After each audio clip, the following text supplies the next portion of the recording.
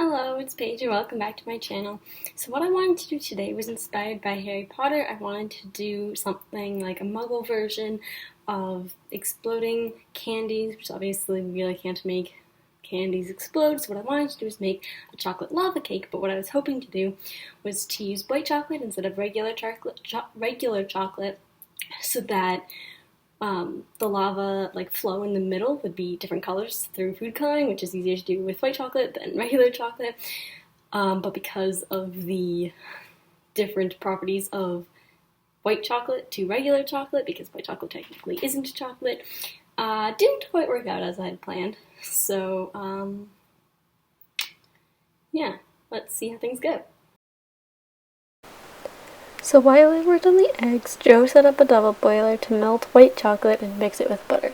Because we used white chocolate instead of regular chocolate, it really didn't combine with the butter correctly, which was the first of one of our problems that we had with the chocolate, because it doesn't have the same properties as real chocolate does.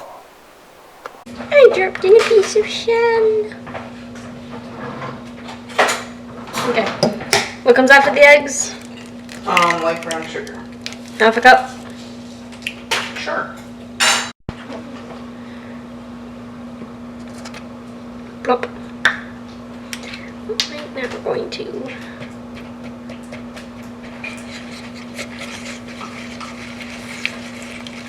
whisk this and then add a teaspoon of vanilla extract.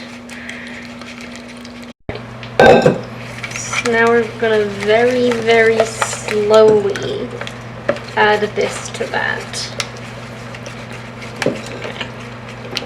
I think I need to be on the other side. Okay. Because lefty.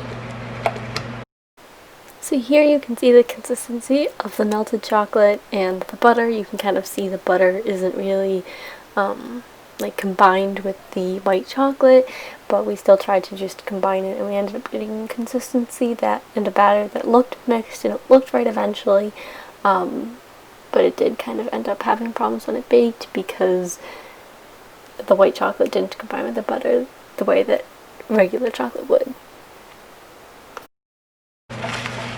1, 2, 3, 4, 5, 6,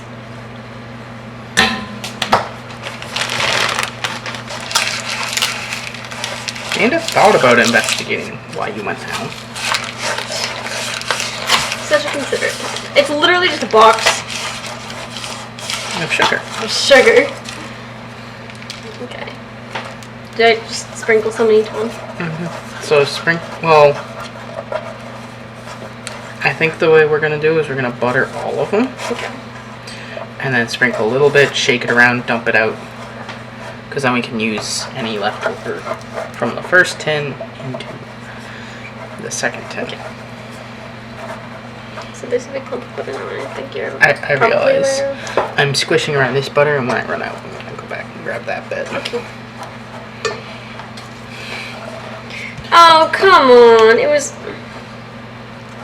It's okay. So this is just a box of sugar, but because I've never used a box of raw sugar before, what I was unaware of was that the side had one of those, spouts. And I just ripped apart this box aggressively to get it open, just to find out that it had a spout. You're welcome.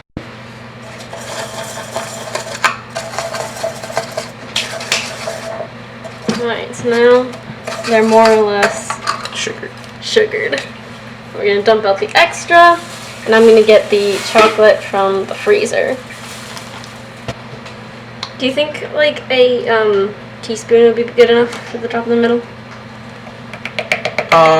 Yes. Okay. Well, because we have 4 colors, so we're going to try to disperse it evenly amongst the 3. So what I am adding to the center of the batter that we already made was white chocolate that I had melted using a double boiler the night before, and that was mixed with heavy cream and food coloring to get the different colors. That was going to be the surprise explosion in the middle, because ideally if it was a real lava cake, that would be the part that kind of flows out, and that would have been like the explosion that we were going for, and it would be cool because it would be a different color. But once again, because we used white chocolate, the problem that we had with this one was actually that it didn't completely freeze correctly.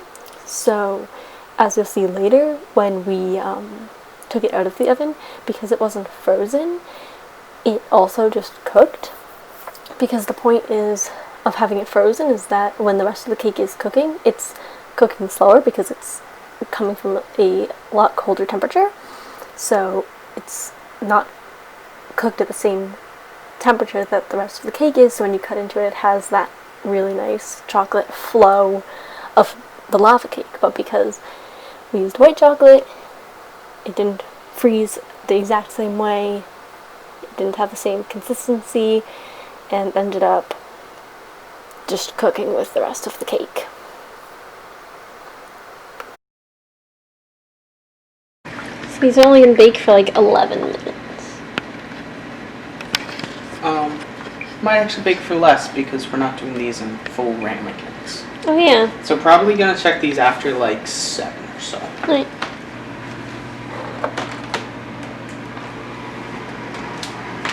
And in the oven I go.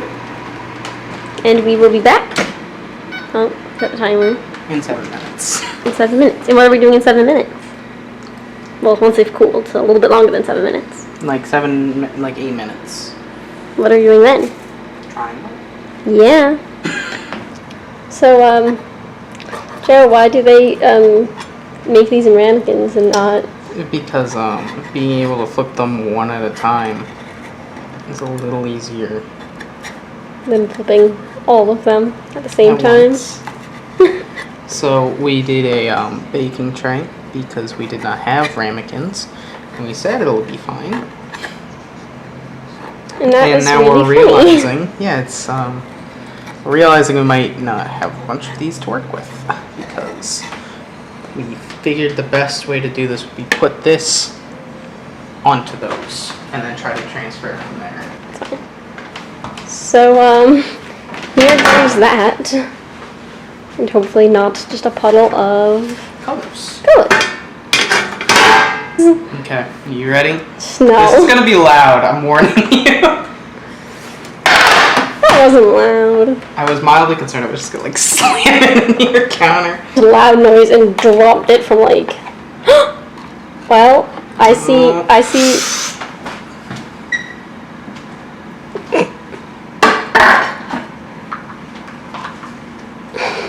Our insides did not stay frozen while they baked. Nope. Disregarding the ooze. Maybe that's a little too tasty. Alright, so they kind of just look like an assortment of colors. We're going to cut into one and taste it and see what happens on the inside. We've definitely created something interesting, if not white chocolate lava cakes, but something. But let's see what the insides look like first. So there's no explosion of white chocolate out of it. Okay, so not quite a lava cake. Spun around. It's very they're very interesting. It's also still a little hot. So I think the general consensus was that they were kind of too moist and not really exactly what we were going for at all, but it was still really fun to make and kind of experiment with the different ways that the chocolates react and come back and try to do things that work better together. The thumbs up or subscribe, and come back every Monday for more baking videos.